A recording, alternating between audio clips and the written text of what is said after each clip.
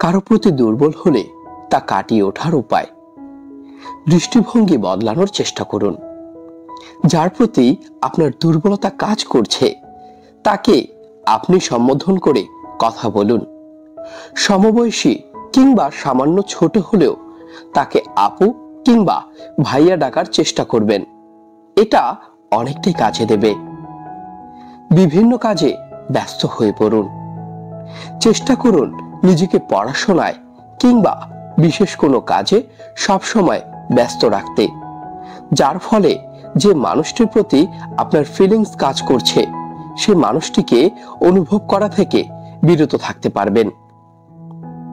সকল কথা শেয়ার করবেন না।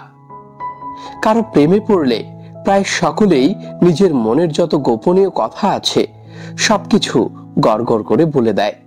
এই কাজটা করা যাবে না। এটা করলে মানুষটি আপনার প্রতি দুর্বল হবে এবং আপনিও তার প্রতি দুর্বল হবেন। একটা পর্যায়ে এই সম্পর্ক থেকে বের হয়ে আসা অনেকটাই কষ্টকর হয়ে যাবে। সরাসরি দেখা করা থেকে বিরত থাকুন। যার প্রতি আপনি দুর্বল হচ্ছেন তার সঙ্গে বিশেষ কোনো প্রয়োজন ছাড়া কখনোই দেখা করতে চাইবেন না। কেননা কোনো মানুষের সঙ্গে দেখা করলে সরাসরি চোখে চোখ রেখে কথা বলে দুজন দুজনের প্রতি দুর্বল হওয়াটাই স্বাভাবিক। সোশ্যাল মিডিয়ায় তার সাথে একটু দূরত্ব বজায় রাখুন। দয়া করে বারবার আইডিতে গিয়ে তার ছবি দেখবেন না।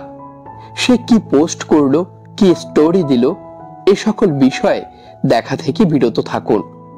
যতক্ষণ না পর্যন্ত দুর্বলতা কাটিয়ে উঠছেন ততক্ষণ পর্যন্ত ফেসবুকে আনা ফলো করুন, যার ফলে তার কোনো অ্যাক্টিভিটিস আপনার নিউজ ফিডে আসবে না। তার সকল স্মৃতি মুছে ফেলুন।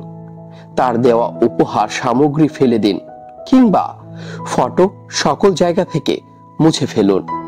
আশা করি কথাগুলো আপনার কাজে লাগবে। ধন্যবাদ।